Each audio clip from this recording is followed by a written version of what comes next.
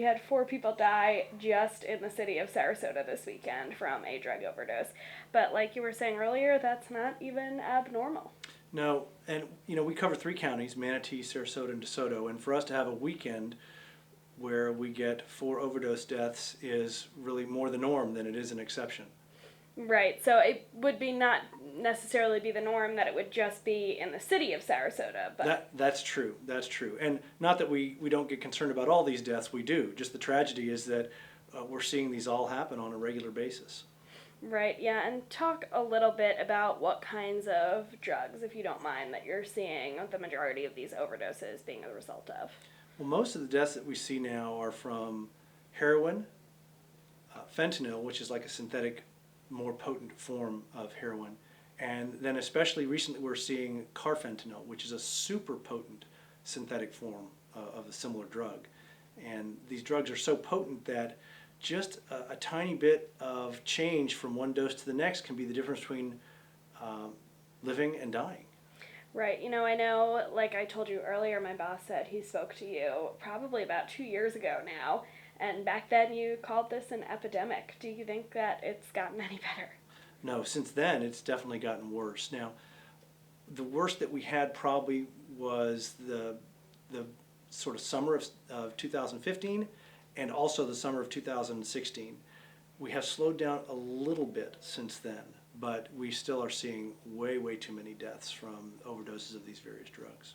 Right, yeah, and talk a little bit about, as a medical examiner, how it feels to see these deaths that could be prevented, showing up in your office. Well, that's why we do what we do, because we want to be able to document what's happening so that people who can make a difference, people in position to allocate resources and make policy decisions, all those things, so that they can know what's going on in the community and make the right decisions to help prevent these deaths. And right now we're feeling like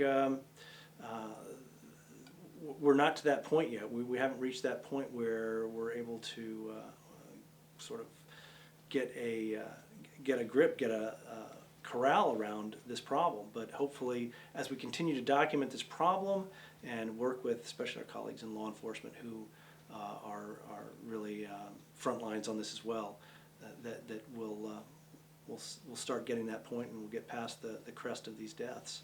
Yeah, and what do you think it is that people should know about this drug problem that we're seeing all over the state of Florida, but especially here?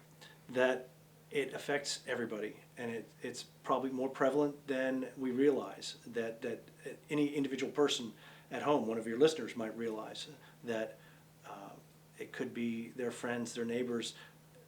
Addiction is just a terrible disease, and it has a huge impact. And these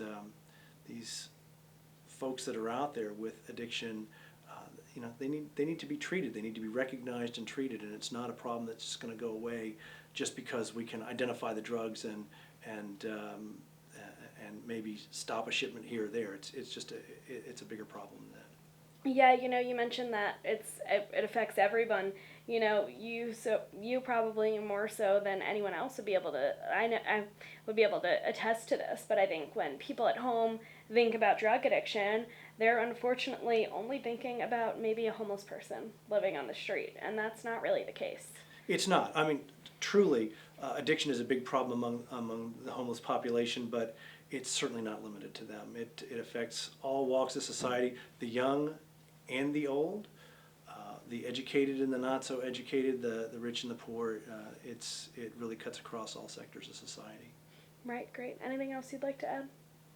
Just that we're going to continue to work hard on this problem, and hopefully, as I said, we'll start to see a downshifting of the number of deaths that are occurring because of these drugs. Yeah, I mean, to see 4 in a weekend regularly seems a bit excessive.